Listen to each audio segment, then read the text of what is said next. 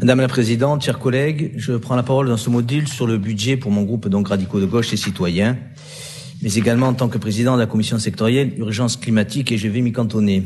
Je ne vais pas détailler les grands principes de ce budget prévisionnel 2022, mais je vais plutôt l'aborder de façon transversale avec la volonté de ne pas marcher sur les plates-bandes de la vice-présidente en charge du climat, du pacte vert et de l'habitat durable, Agnès Langevin.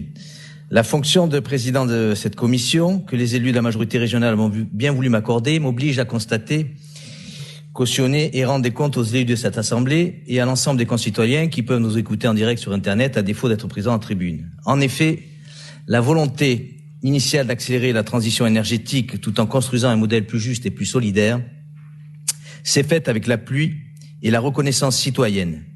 Les propositions imaginées en démocratie participative ont abouti à des mesures concrètes qui ont commencé à être mises en place dès le budget 2021. Ce budget 2022 vient donc confirmer notre politique volontariste en faveur du climat et de la croissance. Par transversalité, ce sont donc 2 milliards d'euros qui vont être dispatchés dans l'ensemble des compétences de la région, avec pour critère principal la transition énergétique, afin de transformer notre économie régionale vers un nouveau modèle de développement pour concilier économie et écologie. Je n'oublie rien de nos promesses de campagne et je m'engage à mon niveau à respecter la feuille de route tracée auprès de nos concitoyens. Nous avons promis, et nous ferons de la mobilité une priorité de notre mandat, relier les gens et les entreprises de façon éco-responsable pour la croissance économique. Nous avons promis, et nous ferons de l'habitat durable une grande cause de ce mandat. Nous avons promis, et nous ferons de l'Occitanie la première région à énergie positive. Le budget régional directement consacré à l'urgence climatique représente près de 100 millions d'euros, dont 30 sont des crédits européens, des fonds FEDER. En premier lieu, je souhaiterais mettre en avant le plan hydrogène vert. Si la France a le désir de devenir le leader mondial dans ce domaine, nous nous attacherons au fait que l'Occitanie en soit la locomotive.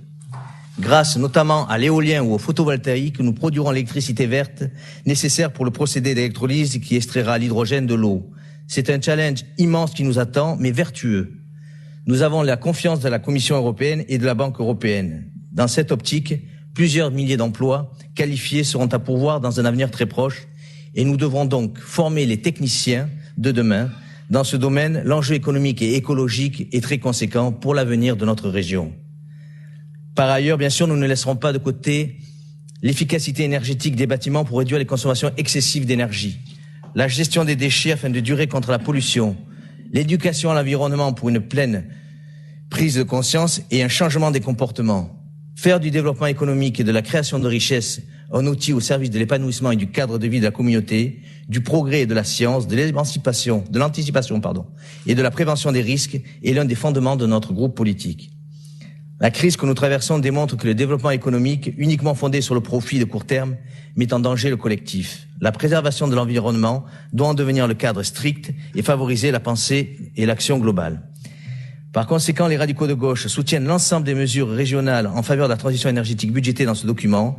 Elles correspondent à l'idée que nous nous faisons de l'écologie, de la transition énergétique et du développement durable. Je vous remercie.